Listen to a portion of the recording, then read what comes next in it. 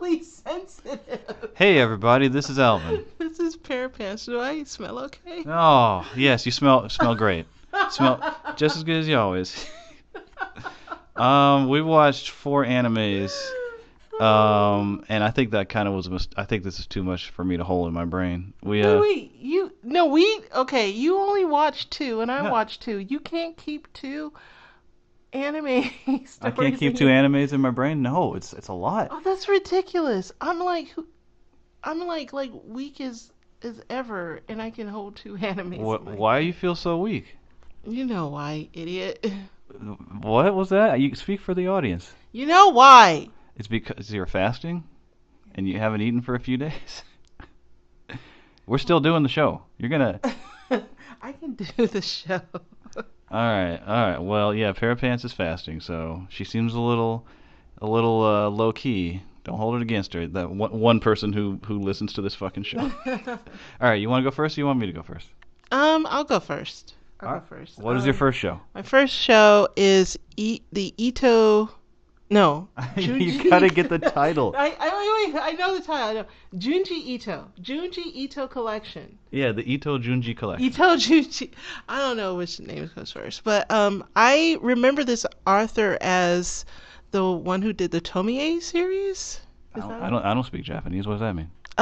He's a horror manga writer, and the one I'm most familiar with is Tomie, but I guess this is a collection of all his different stories, and you missed out. Alvin didn't want to participate in watching this particular anime because he's a little baby and he's afraid of horror. I'm very susceptible to nightmares. That doesn't make me a baby. I'm a grown-ass man, and I choose to not fill my head with garbage. So go ahead. Anyway, yeah, he would have been scared. But I gotta say, he missed out because I thought the first episode was really good. I enjoyed it. Now, it had a really rocking opening credit with a swinging, rocking OP music, and that was really fun, and just very colorful splashy graphics. And then there's they go through. The series contains maybe 1 or 2. It's only the first episode that I saw, but it had 2 mini episodes. And the first episode was called Suichi's Curses, Convenient Curses. Suichi's Convenient Curses. You know what? I just want to ask you, since we're doing this this unorthodox format where we're kind of describing the shows to each other, I'm gonna, if I have a question or if I want to stop you, I'm gonna raise my hand. Is that cool? Yeah. Are you prepared to? Because I don't want to interrupt your train of thought just like an asshole. But I'm gonna raise my hand now. Okay. You keep saying Tomie. Do you remember what that manga was about? Because I know Junji Ito stories by what they're about. It's like Twilight Zone episodes. You don't remember the title, but you're like, oh, that's the one with the guy on the wing, So what was Tomie about? Yeah, you remember him making a lot of horror, body horror kind of stuff. Is that it? Yeah. So he does that. Tomie, I'm not exactly sure. I'm sure there's an origin describes Tomie, but she's kind of this. She's this girl or this idea or this. I wouldn't say she was a demon. I guess she's just a projection of deep psychological horror that is personified by this very beautiful girl, and she appears in different scenarios in which various people are undergoing a crisis, and she's kind of like a catalyst of all these horrific supernatural things going wrong that kind of reveal the worst in people. And a lot of the Tomie stories that I recall usually end up with one of the side characters killing her or something. I don't think she ever really does something on her own to hurt people, like physically hurt people. She just kind of encourages bad things to happen, just her presence, and she tends to be a very shallow and cold-hearted person. So this is it's a series he did that outside of his horror one-shots, because I think, if I'm not mistaken, the one thing I know him for is the one with the people-shaped holes Were Was you? that him? I thought it was. Usually, I associate the name Junji Ito with horror, but like you know the people shape holes one, right? Oh yeah, yeah, yeah. I really like that one. All right. Well, you know what? Keep talking about the Junji Ito collection. I'm gonna look that up to verify it. Go ahead. Yeah. So in the first episode, I guess this is a recurring character. I'm not sure, but it's a high school boy named Suichi who apparently has the power to put curses on people. And Suichi kind of reminded me of the Watamote. What's her name? Remember Watamote? Yeah, but I don't remember. I can't even remember the full name of the episode. I feel really bad about that, and plus I'm a little, pardon the brain fog.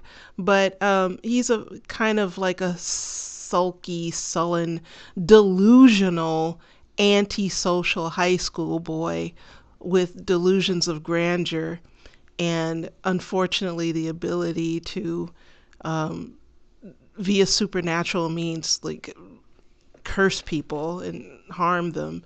And so this first episode is kind of an introduction of the character and how he kind of projects his insecurities and what's the word when you hate mankind? Malice. Misanthropy, malice. Yeah, I guess his malice. He projects his inner malice and self-hatred onto other people that he sees and assumes that yes, that person must really hate that other guy because that other guy is good looking and he's popular, so I'll just curse him. And his curses involve going into these cedar woods owned by some Scooby-Doo looking grim property manager, I guess. He goes into these cedar woods and he hammers dolls to a Oh. tree. Um, and yeah, and like and usually the victim like experiences like a really vivid hallucination or they disappear. And he never kills. I don't think he kills anyone. Um, Wait, but he they disappeared? Wait, let well, me. he yeah, there was one character, one boy at his school that he wanted to disappear for at least until spring.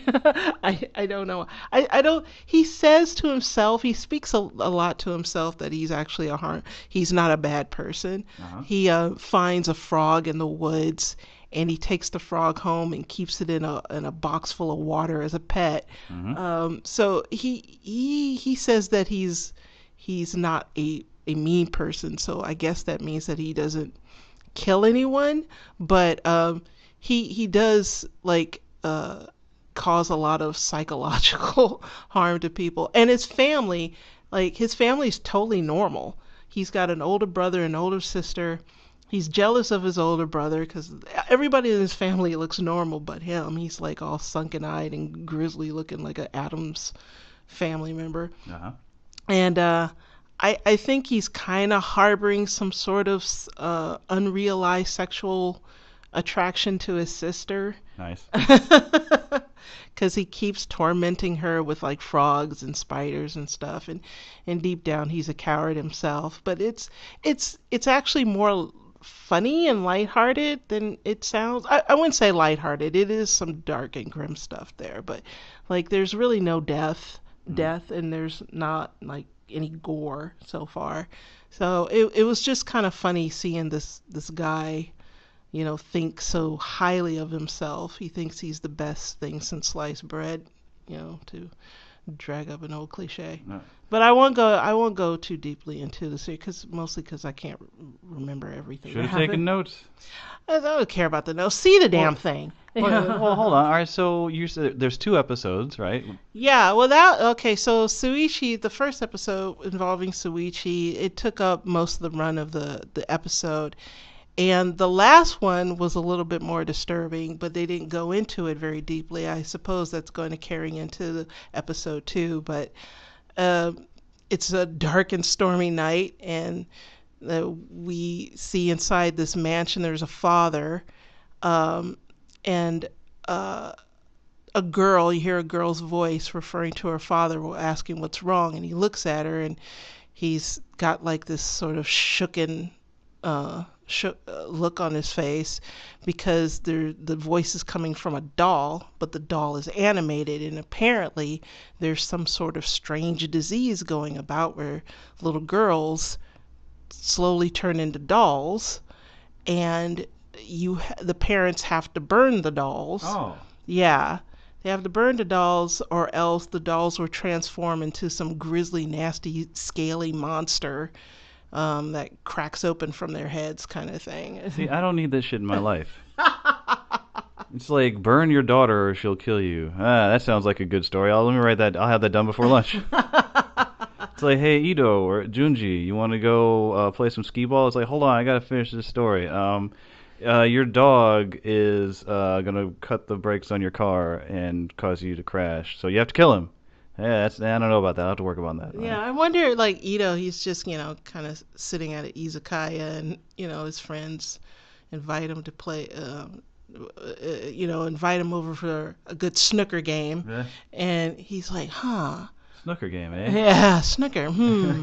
What if there was, like, a haunted ball in one of the holes? It's like, damn it, Itou, are you making a horror story up? Stop doing that. This is why no one wants to hang out with you.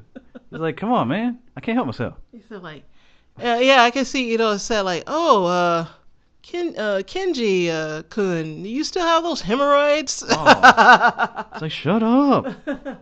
It's like hemorrhoids. You've made my hemorrhoids into like 5 different stories by now. Stop milking that shit. God, everybody's making fun of me. It's like, damn it, Itou, was this Royd's story about me? No, it was about man's inhumanity to man. I must go now. So, all right. So you watched it. So would you consider watching more of it? Oh, absolutely. I actually like his tales. They do, a lot of them do tend to the gross side. I remember one in which this is really gross. Like there were these people who I can't remember totally, but I guess there was a girl who lived in a house that was saturated in grease. I know exactly what you're talking about. You do? Yeah, and like some kid just squeezes the grease out of his face onto somebody else's face or in someone's mouth, and it's like, bro, come on, dude. Come on, bro. And like, I just checked, yeah, he did do the Holes manga. Yeah. So you often got to think, like, what's working in someone's mind to come up with stuff like that? I mean, like, it's not Lovecraftian, No, because it's not about the not horror about, of the unknown. Yeah, it's not cosmic horror. It's body horror. It's things that you are instinctively repulsed by being put right in front of you. Yeah. It's like the really gross parts of human nature and rendered into like this sort of disgusting visual. I don't even think it's the gross parts of human nature. I think it's just some things that we've evolved to find horrifying. That he's like, oh, that? Yeah, here. It's like, no, you're not supposed to do that. We all hate that. So but I guess some people like to see it. I don't know. Yeah. So I am going to continue with the series. Maybe it will help me with my fast because I'll be so grossed out that I won't want to eat anything. No, but but like Alvin says, you consume too much of that stuff and it kind of comes out in your dreams. And I have been having some pretty unsettling vivid nightmares as I continue on this fast. So maybe I'm going to hold off on watching it until later. Oh, okay. Well, that sure was something. All right. Well, I also watched a show called Transformable Shinkansen Robot Shinkalion. I thought it was I keep wanting to call it Shinkalion, but it's Shinkalion. And I'm judging by this title that it was right up your alley. Actually, I would not watch this, but I think I went into it thinking like, this is retarded. It's some kids thing, and it's gonna be formulaic, and I would. There's no way I would watch it under normal circumstances. But I think that detachment allowed me to appreciate it on a different level. It's like just the way it hit the very basic story beats. Like I'm so I don't know. I guess I'm consuming too much material that tries to like subvert traditional story structure. So it's like just to see something just plod along in an organized way and build up to a conclusion that we all saw coming. I'm like, I'm just, these guys are like, look, we do this for kids, and we know our jobs. We've done this 100 times. Let's do it again. And on some level, I can appreciate that. And it just made me really, like, all right, it's about selling toys. That's what it is. It's like, all right, what do we got? All right, trains, robots.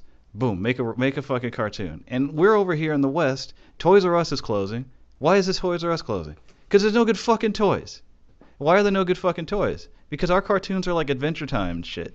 And like we're too good to tap into that fucking base fucking desire for children desire that children have to like just want to play with cool stuff. Yeah, you got to you give them you play to their fantasies, make a cool fantasy that they can render into reality in the form of a toy. And we don't, well, we still kind of do that, don't they? It all started with fucking Little Mermaid. That's where it all went downhill. Because you know why? That's when they started thinking, oh, cartoons are for kids and adults. And now you've got all these hipster cartoons for college students. I thought it was because some board decided that cartoons should be educational. Oh, there's that too. I don't know. Anyway, all right. Let me see. All right, let me just paint a picture for you. I see. You just kind of glossed over yours. I've got 4 pages of notes of everything that happened in my show. Don't do that. All right, so we start out with these construction guys working on a railroad, right? They're working on the railroad, and a dark, magical train comes by, and they're like, wait a minute. That train's not scheduled to come by now. What the fuck? And like these magical particles fly off the train onto some mechanical bullshit on the side of the road. And that turns that mechanical bullshit into a monster. What? Yes. And then, let's see.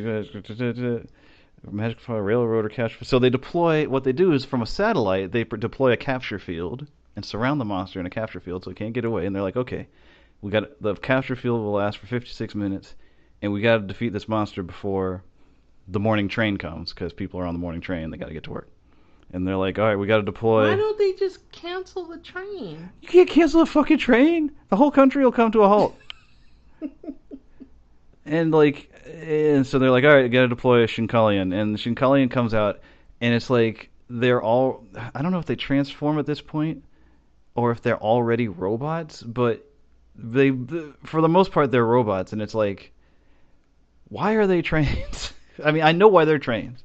They're trains because some children have a fascination with trains. So if you sell train robots, those kids. The robots themselves are trains. The trains turn into robots. The trains turn to robots, like Transformers. But yes.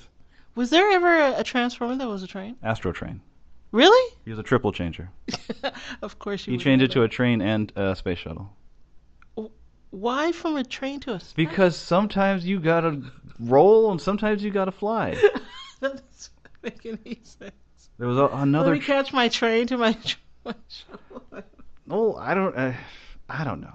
Sometimes you got to go to space, and sometimes you just got to catch a train. And I think he was used mostly like when he was one of those transformers that defied what do you call that? Physics. Like when he transformed, like you could fit 10 transformers inside of him in the cartoon. But when he turned into a robot, he was like, hey, I'm just the same size as everybody else. So he got a lot of play as like the transport guy. But all right, but he's not in this cartoon. Shinkalion is, and so that's the intro. It's just fucking enemy robots. But then it cuts to I guess the next morning, and we meet our hero, Hayato. Hayato? Is it Hayato or Hayato? Hayato. Hayato. And guess what Hayato loves more than anything in the fucking world? Oh, is it trains? You're right, baby. It's trains. I'm not even going to make any. I'm not even going to go into any mental conditions that might cause one to have a fascination with trains. I'm not going to, because I respect. That's stereotyping. It is. So yeah, this kid, he loves trains. Wait, and how old are we talking? He looks like he could be 10. I don't know though. Oh come on, he's 10 years old. What? Did you give a shit about trains ever? I think trains mean more to Japanese people than they do. I mean, they have a smaller country, and the bullet train is like a big deal. Yeah, but I mean, I think only certain groups of people actually care that much about public transportation. No, no, because like back in the U.S.'s railroad days, you had a lot of people fascinated with trains. Like little. My grandfather had what was that called? Like a toy train set? Yeah, yeah. Lots of old people back in the day when I was a kid had like train sets and played with trains and stuff. Well, maybe it's just me. I don't Yeah. get it. But Our romanticism with trains is long gone, sadly. But thumbs up to the Japanese keeping that love going strong. oh yeah. So like at this point, it's like you start to see the people, and I noted that this. I've said this before, but there's like this. You remember the cartoon Sonic X, right? I keep bringing it up. I never watched any Sonics. God damn it! I'm going to show you some Sonic X. So next time I say No, this. you're not neither. But it's a very kind of generic look where it's like the animation isn't bad, but it's like it's very simplified, but not abstract. I don't know. It's adequate. It's got that look to it, so it's not like visually thrilling. But he's trains. Oh, yeah, all right. So he's like he's fantasizing about trains, watching a train go by in the distance, and he goes to breakfast, and he's got to wake his dad up, and his all right. Let me just make sure I've got this in the right order. Oh yeah, he's dreaming about his all Shinkansen in one day dream tour, and his mom's like, "Hey, wake your dad up to go to breakfast." And he goes to wake his dad up, and he's like, "Oh, I'm so tired from working. Here, if you let me sleep a little longer, you can play with my tablet." And the kid's like, "Yeah, whatever. I guess I'll play with your tablet." And it's got this app on it called Shinkansen. And this kid's like, "Oh, this game is great." And he's playing this game, and he's just obsessed with it. And then the mom's like, "I said fucking get to breakfast." So they go to breakfast. And then the mom's like, and this, well, Can you describe the breakfast? no. Shit. There are holes in my notes. But all right, so like, I mean, like, what do you think they had for breakfast? probably eggs? Oh, eggs Oh, and hey, what yeah, wait a minute. You're on a fast. Stop it. else? All right, damn it. Maybe some rice. Rice for breakfast? Get that shit out of here. That's poor people breakfast. All right, so like they're at the fucking breakfast table and fuck. Oh, I'm because his reward for doing his winter break homework promptly is to get taken on this all-day train trip, and it's just like winter break homework. Like, we got winter breaks, right? Oh, they believe in giving you homework over your breaks in Japan. It's not it's not a break. That it's a break in that you don't have to physically be in the school to do more work. I mean, this kid is so happy. He's like, "I did all my winter break homework." I'm like, this kid should be tearing that place down. He's like, "Homework? I'll burn this shit to the ground." I think they also get work over the summer too. Yeah, I know that summer. Well, do they?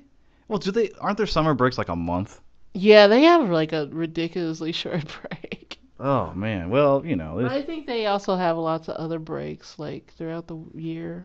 I mean, yeah, they still have to do work. They'll never have a vacation. All right. So yeah, this kid's like, all right. So since I did my winter break homework, I think he's got something where he's gonna ride. He's gonna ride all the bullet trains in one day or something. I think that's what he planned out. Yeah, I think they do that, right? They like I don't know. I've seen that in other animes where people get tickets to like ride different trains throughout the day. It must be like a train riders enthusiast sort of community. Okay. Well, all right. So we cut from there to the Shinkansen Ultra Evolution Institute, where Futaba Mihara is being brought in on her day off because of the incident in the beginning. And they're like, "We haven't had to deploy Shinkalion. I want it to be Shinkalion so bad. We haven't had It to. is, babe. It is. It's Shinkalion. See, this is why I would not be a successful animator. Like, I would make one called Shinkalion, and everyone would be like, "That's stupid." No way. Shinkalion sounds cool. I like it. But can there be a Shinko turtle? I like that. No. All right. Yes. Fine. It's like we haven't had to deploy Shinkalion in 2 months, and then this shit happens. So now you have to come in on your day off. It's a pattern here. A lot of people working on their time off.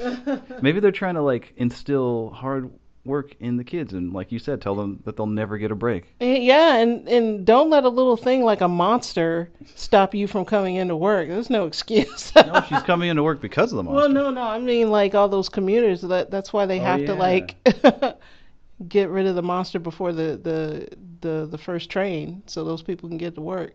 You know, Mm-hmm. never mind that there's this beast that could potentially destroy your freaking city. Well, if everyone's doing their job like Shinkalion, then you don't have to worry about that. You don't have to think about it. Buh, buh, buh, buh. All right, kids playing the game at breakfast again. They cut back to the breakfast, and that's where he's like, "Hey, you promised to take me on this thing."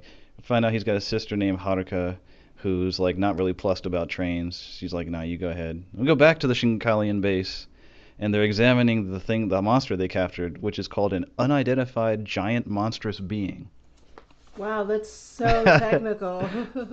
And they're like, "This is the first time we've recovered one." And all this shit started 10 years ago, and we don't know who they are or where they came from, but we have a feeling that some shit's gonna go down eventually. Wait, So, but are there monstrous beings that are identifiable?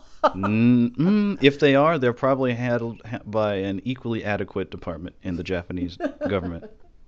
So they're like, we don't know where these things are coming from or what they want, but we feel like there's a threat on the horizon, so we're preparing to use Japan's cutting edge Shinkansen technology to fight them with Shinkalion. So, I'm beginning to see something, make a connection here. Shinkansen. I assume that means bullet train, right?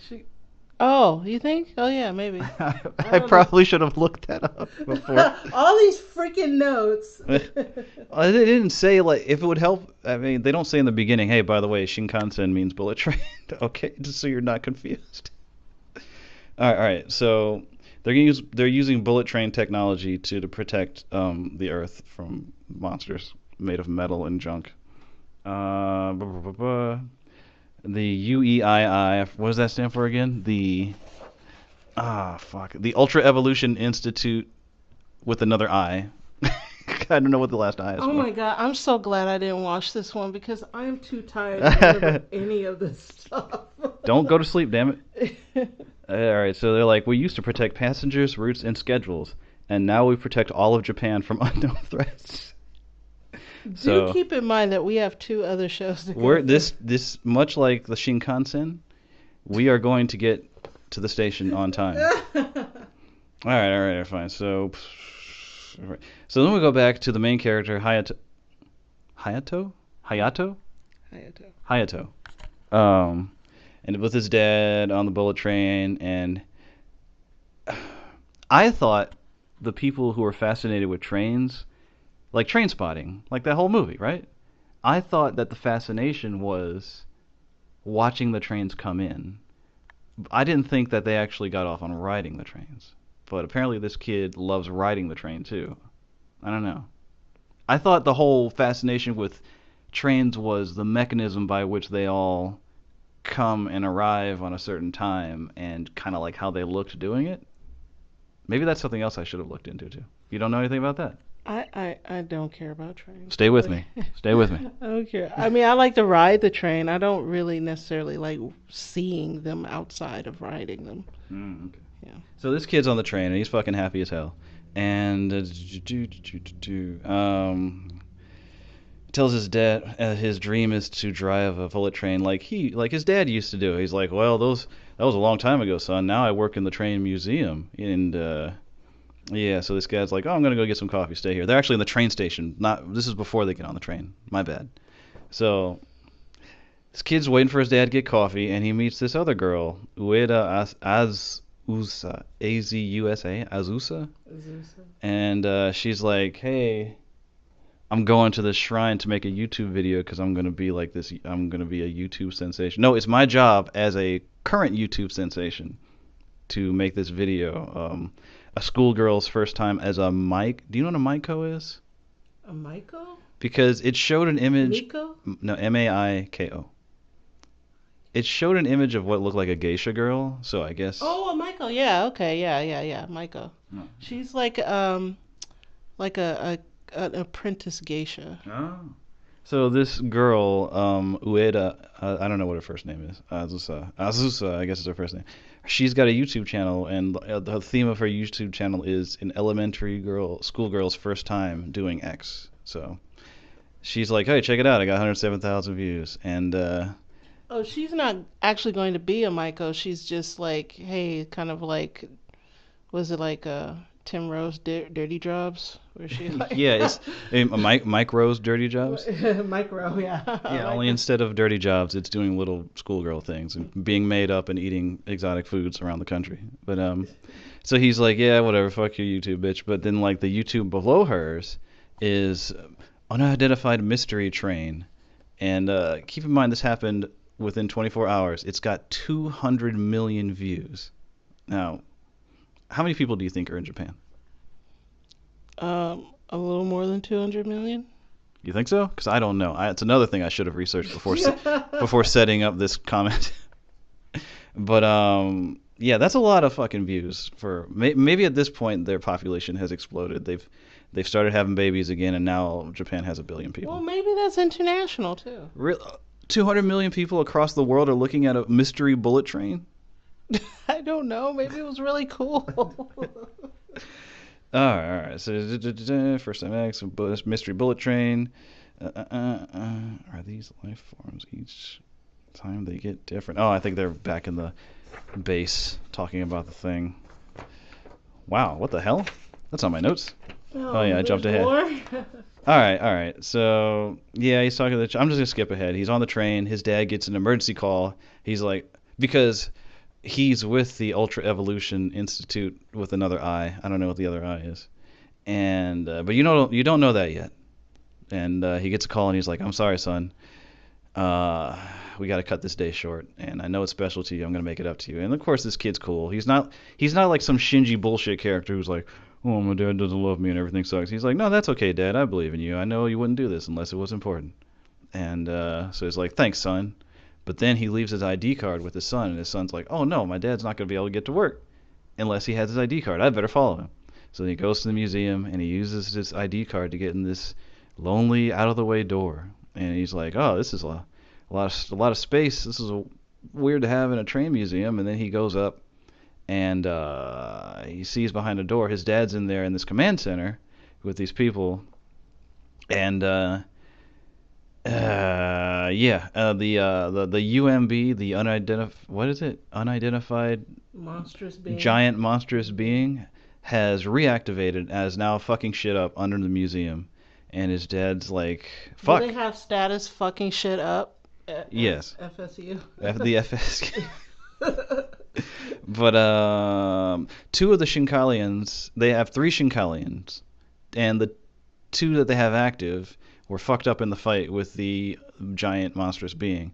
So they're like, we're fucked because we have one fucking shiny, spank, brand new Shinkalion, but nobody's compatible with it. And the kid's like looking in the window. He's like, the fuck's my dad doing in there? And this robot like is like, hey, you're an intruder. I'm going to sound the alarm. So he like covers up the robot, and I guess the robot kind of like somehow tastes his hand or something, and it just says, oh, such compatibility. It literally says like, I'm getting dizzy from all this compatibility. So then, all right, the dad, somehow the kid gets in the control room, and he's like, "What the fuck you doing here?" And he's like, "Hey, I brought you your ID card." He's like, "Thanks, son. You're a good son. You're the greatest son anyone could possibly have. But we're all gonna die because this robot's going out of control." And the little alarm robot's like, "Wait, no, we have somebody who can drive the other Shinkalion." He's like, "Wait, who?" And it's like, this kid right here. He's 96.5% compatible with what is it called? Shinkalion E5 Hayabusa. Was compatibility also a thing in Evangelion? Yeah, it was some kind of synchronization, but I forgot what they called it. But yeah, this is kind of like Evangelion. Well, I'm gonna say, but I noticed like in different mech stories and stuff, compatibility is usually brought up as an issue whenever there's like, I guess some sort of like like teamwork involved. Uh huh. Like, do they like? Is that some sort of like reference to compatibility with like in the corporate world, Japanese corporate world? Ah, I don't know. Maybe. Yeah. Maybe it's are you saying it's there's a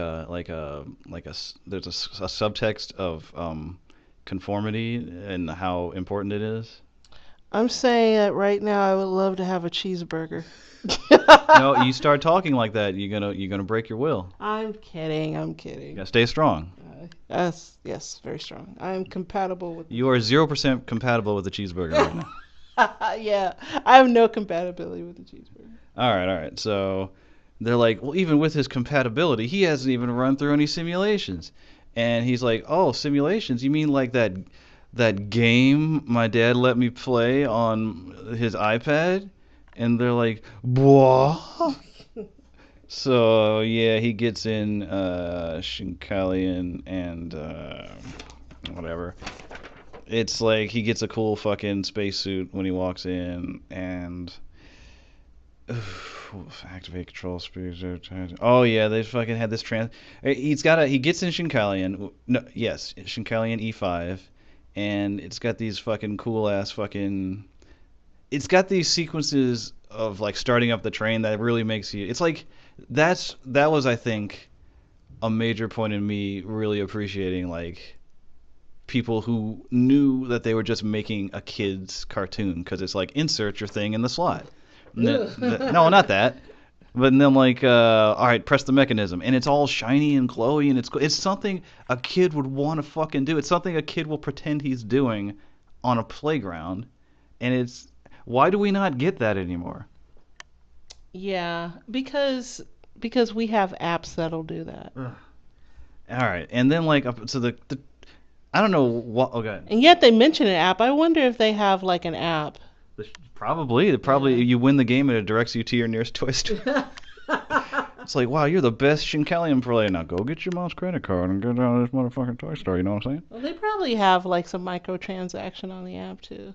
Yeah, yeah, and gambling too. There's a lot of like their MMOs. They do these gotchas, where it's like you don't know what you're gonna get. But all right. So he's in Shinkalion. He drives it. He gets it up to speed, and it has this transformation sequence, which has that fucking dark filter on it. I hope I live to see the day where we cure epilepsy, so we could take the fucking dark filter off my anime, because all of us got to suffer because one motherfucker is going to go into a seizure if he watches Shinkalion. It sucks. So, yeah, so toy trash. I wrote this toy trash anime is better than Western noodle arm CalArts shit. Oh, and then it has a banging pop song as an ending show, and like right after the ending credits, it says this show is a work of fiction. So you don't try to go to your train station and catch the Shinkalion. I think I would probably like it too. One of the it was such a silly show, but I liked it, was Zatch Bell. Oh yeah. Yeah, I can and what was the other one? There was another one with these little robots, you make them fight. Metabots. Metabots, yeah. Um, I think that has a strangely large Western following, actually. really Yeah. interesting. But yeah, those shows are just fun for kids, just letting kids just imagine that they're doing something interesting, and then having them go out into the world and mimic what they see in these cartoons. Now you have cartoons that are just trying to be witty Yeah. and sardonic. It's a bunch of college kids fucking trying to deconstruct everything. It's like, all right, we get it. You have a degree. Now go fuck off somewhere. Yeah, I mean, they're trying to impress by how incredibly clever they can be and cultured they can be, but they're not really giving it, or trying to teach kids a lesson about life. Like they don't encourage kids to just be kids. Yeah. And I think that's just really sad that Western cartoons have become so like Politicized and yeah, politicized and just unfun. I mean, I guess people would look say, well, what about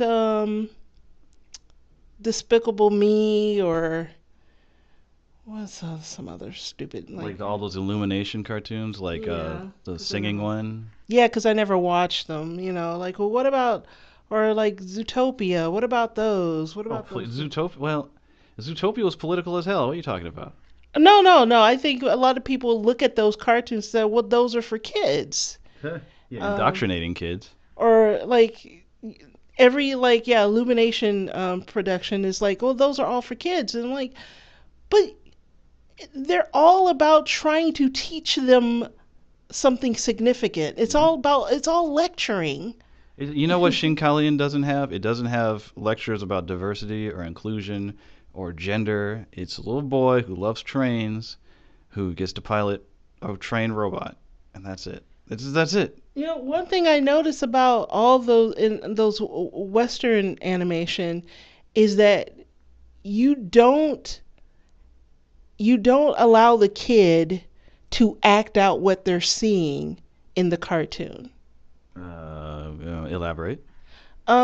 Well, it's like you said, like in like this show right here, there's all these mechanisms Hmm. that the main character has to manipulate, and that's going to transform him into a hero, right? All right. Um, and so a kid can see himself do it. It's like what you said, like a kid could see himself like put your object in this slot or whatever and turn this key and master this panel or whatever.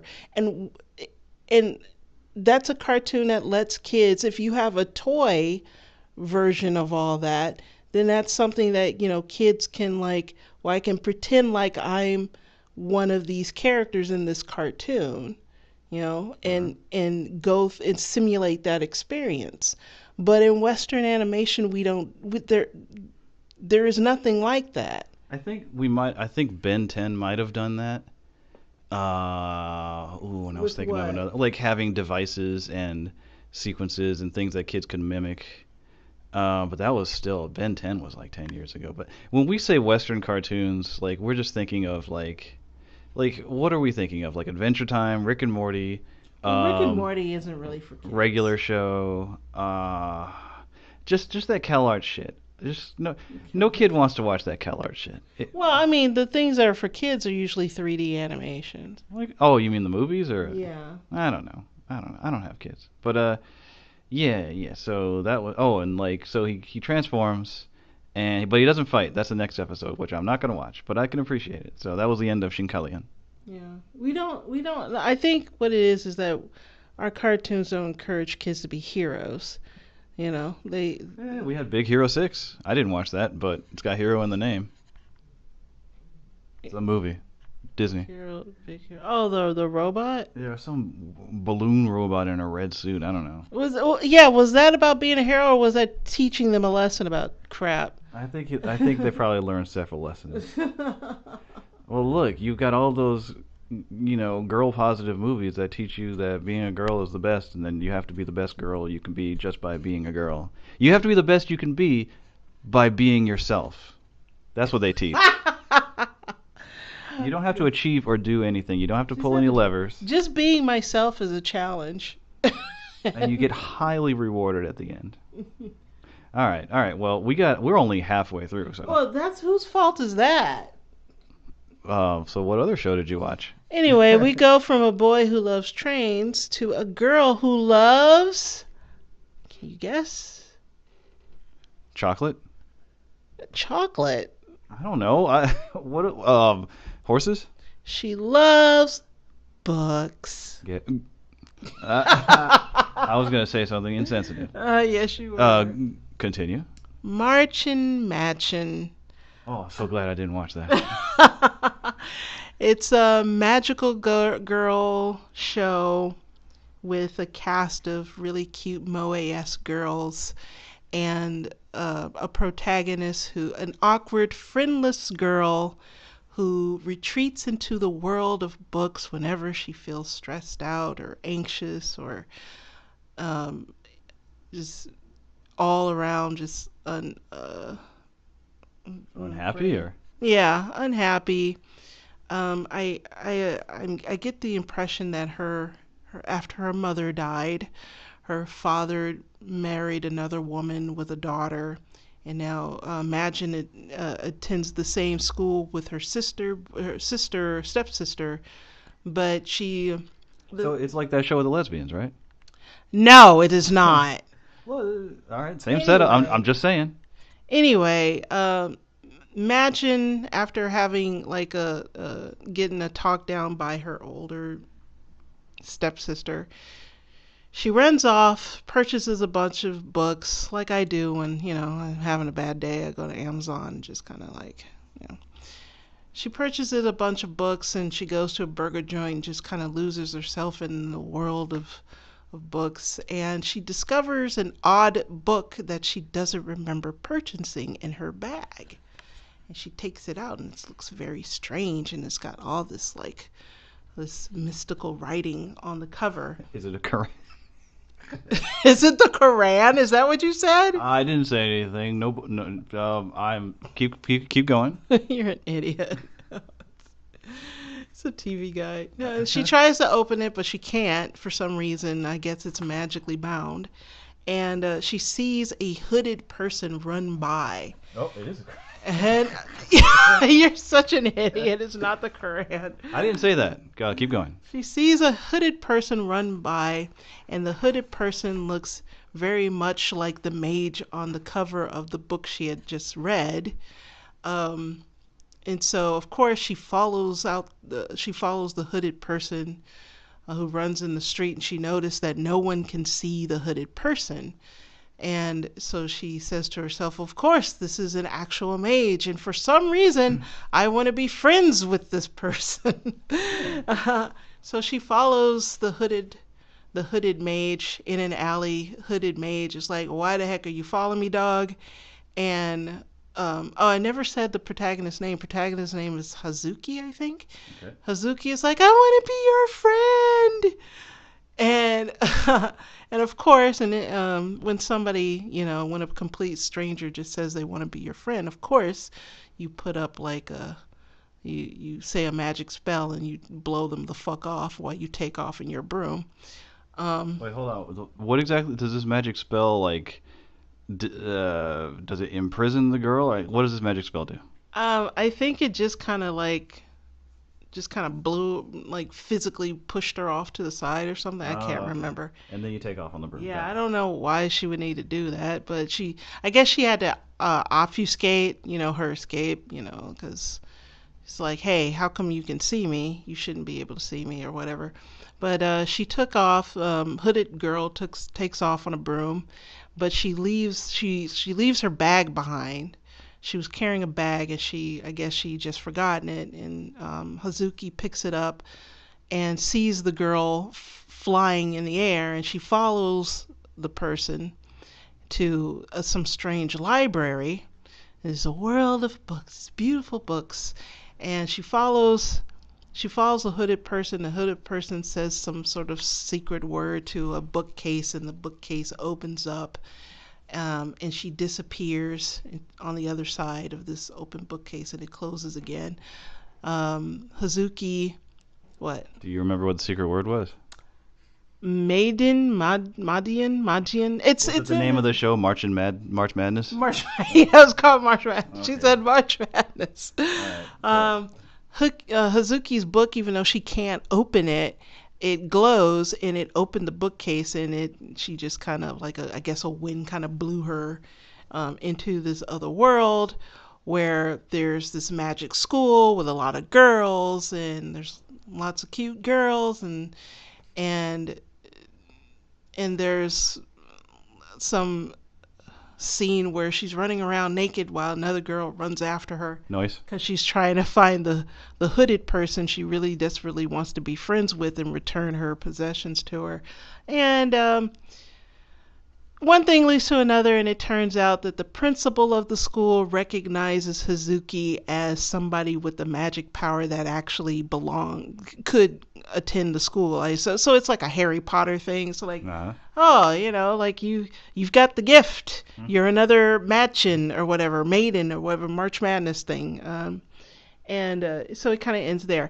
And this was the kind of show that I know that if I had watched it with Alvin, he would complain bitterly about it Why? and hate it. Why? And therefore it would affect my impression of the show. Okay. Oh, because because it's this like I don't think you would like this character. She's like a typical moe girl. No, I appreciate it. I think my appreciation for Shinkalion was also part of it was me watching it by myself and having to just absorb it by myself. But go ahead. So I mean, kind of think of it as a cross between like Card Captor Sakura and I don't know. Yeah, maybe Harry Potter, Zatch Bell too, since there's inclusion of books. Yeah. Books and little monsters that do what you have to say. Well, there are no little monsters in this yet, so who knows? But so far, this is like a show where just cute girls, I guess, battle each other in cute outfits. Wait. Where does battling come from? Well, because there was a character that she transformed, and she kind of looked like one of those. Was it Get Backers? Oh, dude, I don't remember what Get Backers was about. Yeah, she kind of transformed in sort of this typical like bikini with a scarf around my neck Nice. kind of outfit, and she challenges Hazuki to a duel. But Hazuki, not knowing anything about this place, just it's intimidated and scared, and And then she wins, right? no, she the duel is stopped, but apparently Hazuki she's holding this book, and everyone recognizes like, oh, that's the book that says that you're, I don't know, you're a thing. A badass. Well, not a badass. I think that's your ticket inside the other world, apparently, maybe. Okay. But Hazuki has like this brief moment where she transforms into her magical girl outfit, but she passes out before it completely happens. Oh no. And that's where the show ends. So, so I don't really know what the big threat is. So far, it just looks really cute. I don't know about the shots of like characters being naked in the bed together. Wait, what? Hold on, I gotta check this out. That was in the ending. It's fan service nonsense, but You mean over the ending credits? yeah. Oh, okay. Come on. Yeah, I'm like, I could do without that, but I guess this isn't aimed towards me. All right. See how long that took? And I didn't have to take 5 billion notes. Obviously, you weren't that engaged. You didn't take the I note. was totally There's something about these stories where the main character, seem to have like not a hidden talent, but like, how do I explain it? Just they gain entry into a magical world by something. It just makes me think like, I could never. That would never happen to me. Although, It would never happen to anyone. yeah, but like that just makes me sad. I'm like, why am I reading about this bitch's adventures? This lucky bitch who got a pass into a magical world. You know what? I think you're right. It's something that confused me a lot when I was a kid too. Like, you watch The Wizard of Oz, and Dorothy gets whisked away into this magical place where all these enchanted, wonderful things happen, scary things too. And you never appreciate that it's all metaphorical as a child. You No. just all you think about is, why can't that happen to me? Why am I watching somebody else? Why can't I have something like that? I mean, this is a very juvenile way of thought. Maybe kids are more sophisticated now. I think it's a rather sophisticated way of thinking of it. The only thing I could think of right now where I didn't get that feeling is Charlie and the Chocolate Factory, because Charlie Bucket was broke as shit, and he stayed, true to his broke roots all through the whole thing.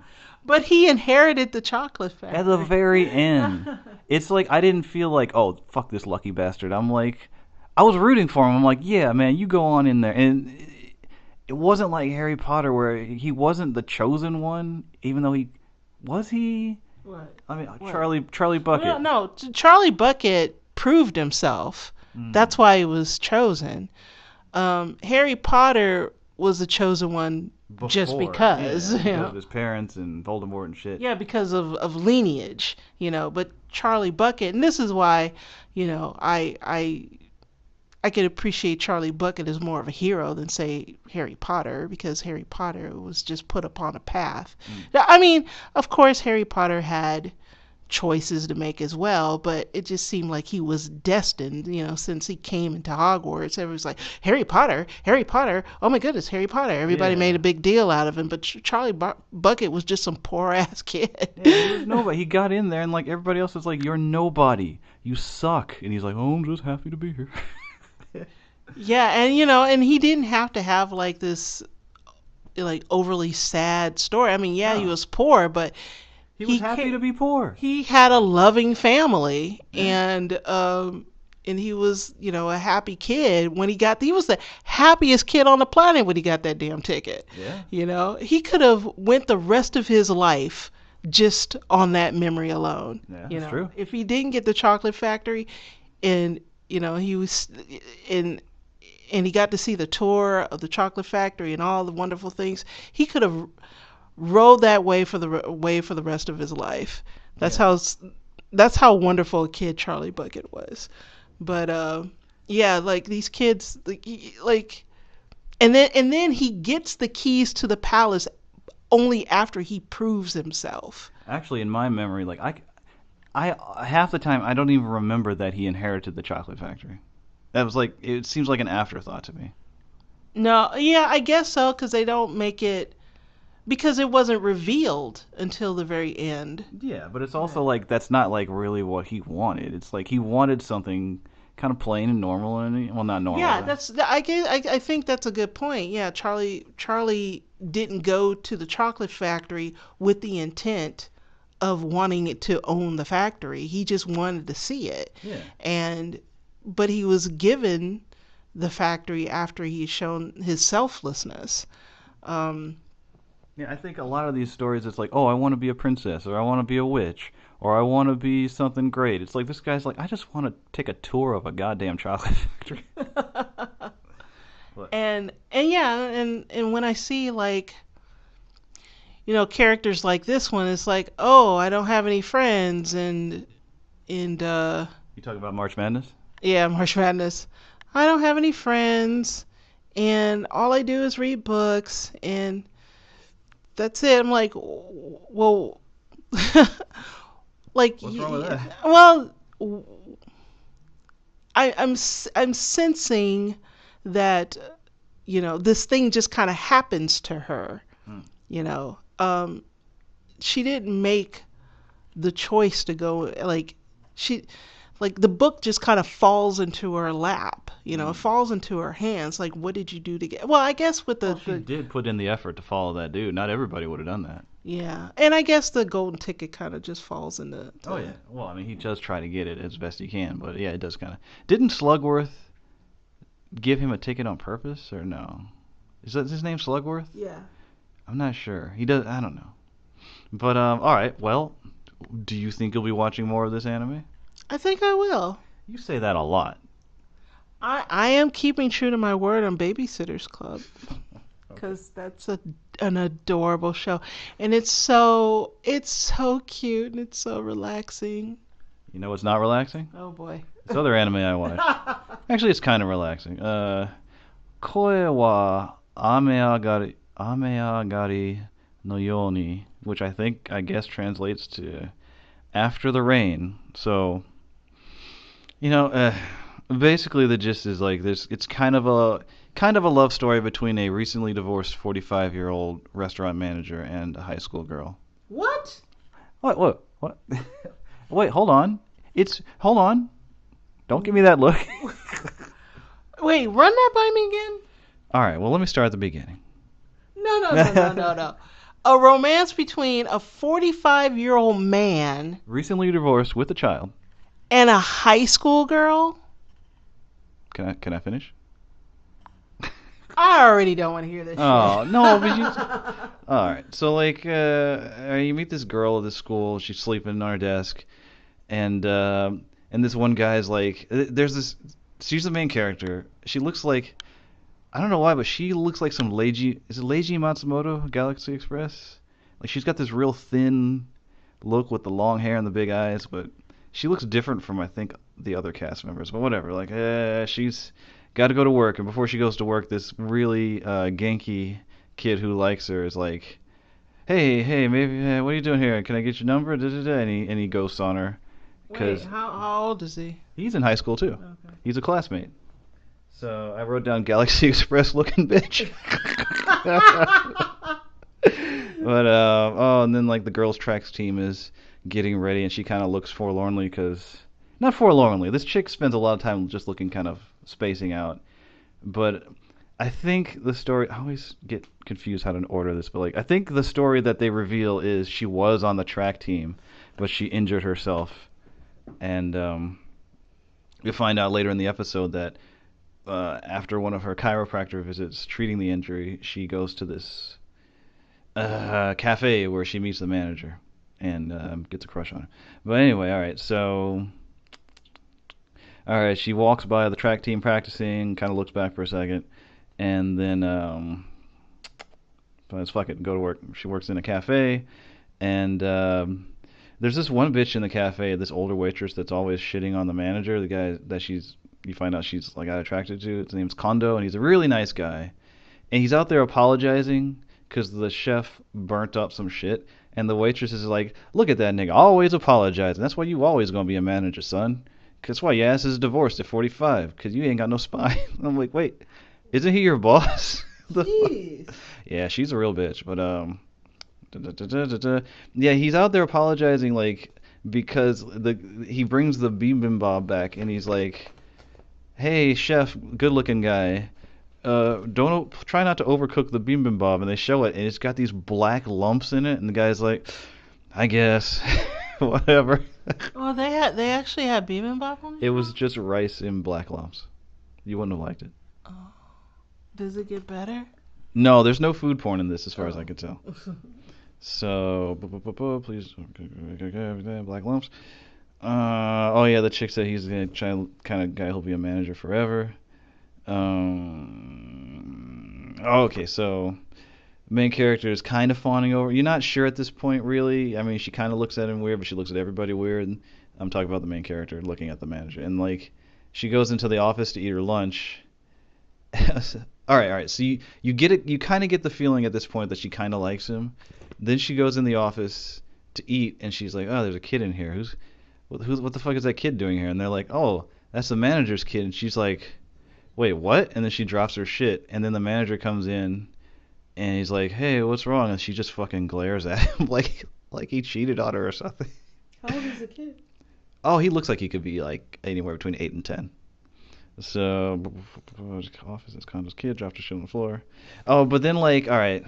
So the kid's in the office. He's doing his homework, and she's eating, and he's like, "Time to practice my recorder," and he plays it all fucking loud. And the dad comes back. He's like, "You can't play that shit all loud. I'm fucking running a business."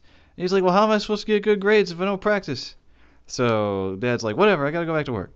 And the main character is in there eating, and she's like, she takes him outside behind the place and behind the cafe and teaches him how to play the notes right. And the dad comes back and he sees this, and he's all happy. And something about that. Oh no, he's all happy.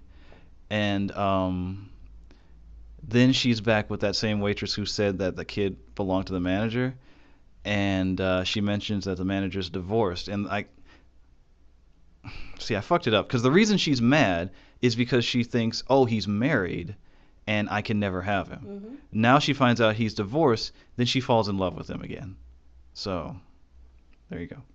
Are you following? So up to this point, you realize this high school girl, track injury, working in a cafe, in love with the manager, has a son, divorced, 45, doesn't phase her. Did they get into what she sees in this dude? Yes, kind of. Yes. All right, so cut to her later on being at school, and her girlfriends are like, they're all eating, they're at lunch, and they're like, oh, what do you like in guys? Like some guy comes by and it's like, oh, that's what the fuck is his name? Doesn't matter. Some guy, Kian Haruka, whatever or something. He's like, oh, that's the cutest guy in school. And what do you think of a main character, who I should have named by now? Mm. And she's like, oh, Akira Tachibana. And she's like, I don't know, I don't really like him. And they're like, well, what do you like? I mean, that is the hottest guy in school. She's like, I like a guy who, sometimes he sneezes loudly, and sometimes his fly is down, and sometimes he walks around with his hair messed up because he didn't fix it when he got out of bed. And basically, she's describing the manager, but everyone's like, Oh, she wants somebody she can take care of. you were a high school girl once.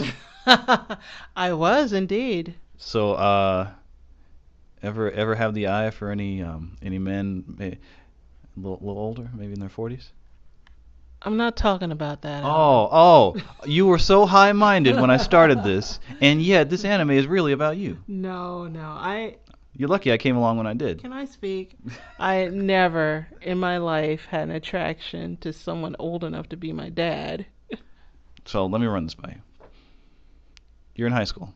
Oh, God. There's no chance that any 45-year-old man could have gotten your attention. Because I'll tell you right now, when I was in high school, I would have gone with any 45-year-old woman. I don't care. 50. You were that desperate? Yes. I wasn't that desperate. Oh, you will. Okay, all right. I could get younger guys. You know what? Well, look. You didn't even have to be that mean. Look, now the tables has changed. I can't get anybody young to look at me. Because remember me in high school going after those 45-year-old women. I'm telling you, there are more me's out there. But you know what? They'll tell on you. Well, you have nothing to worry about. I'm not interested in any high school boys. That's right, Parapants.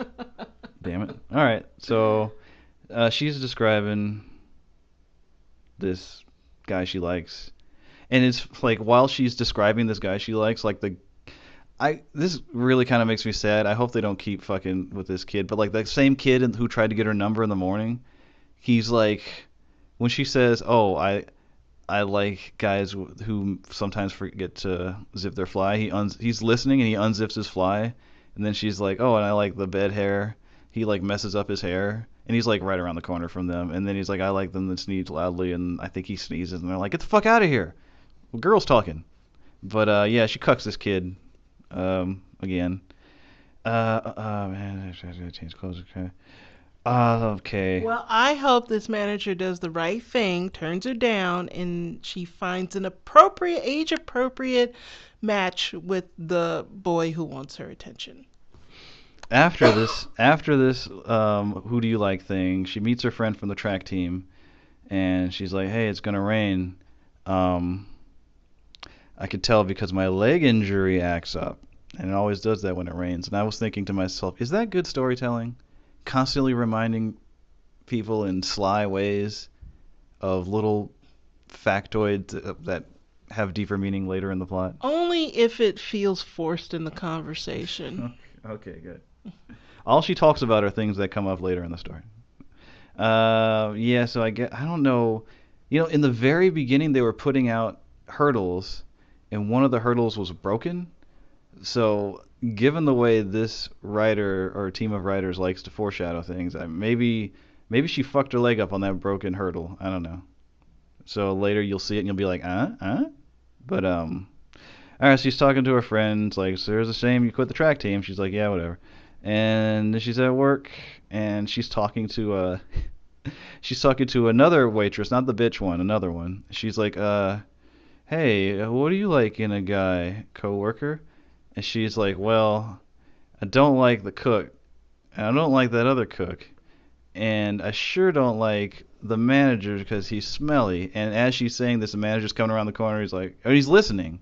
And then, like, he comes around the corner. He's like, hey, how's everybody going? Hope you have a good day at work. Da, da, da, da. And she's like, fuck. So the manager's like, I smell? Oh, shit. And then he changes his clothes in the office. And he's like, you can still do this, man. He's trying to... You could tell, like, I guess maybe being a dad, and a single dad, and this manager thing. He's trying. It's taking his toll on him, but he's trying. He's like, all right, let's change my shirt. So he's divorced, but he has custody of the kid.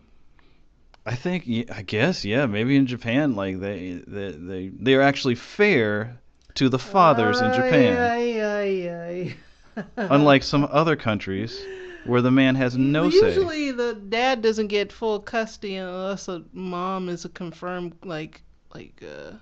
meth head or something. Well, maybe she didn't. She left him. Maybe she was tired of the whole thing. I mean, if I was gonna watch more of this, I'd find out, but I'm not going to. So, all right, he changes. He's got his shirts in the office, and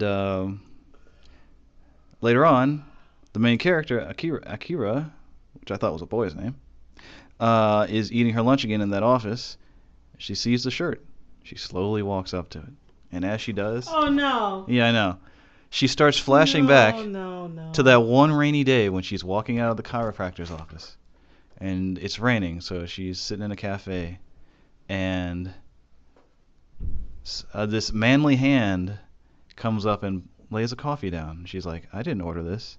And he's like, oh, it's on the house, just cheer you up.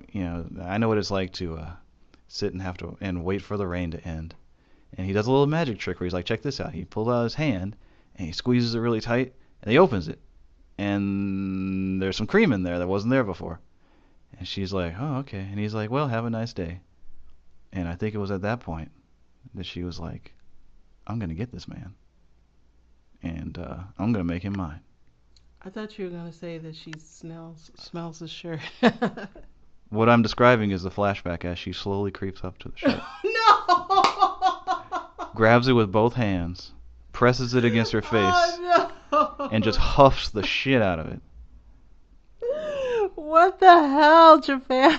Are you telling me that when I'm at work, you don't, and I leave some clothes out? I try to throw all sorts of fragrance bombs in that closet.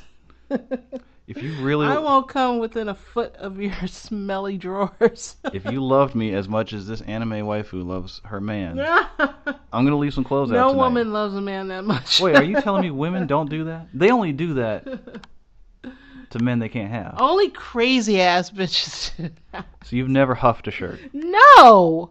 I wouldn't huff my shirt. All right, well, don't. Well, yes, I've never done that either. I've never smelled clothing worn by members of the opposite sex. That's crazy. That's so gross. She sounds like a stalker. No, she's Does just. this girl have a family? Does she have a dad? I don't think we meet any of her family in this episode.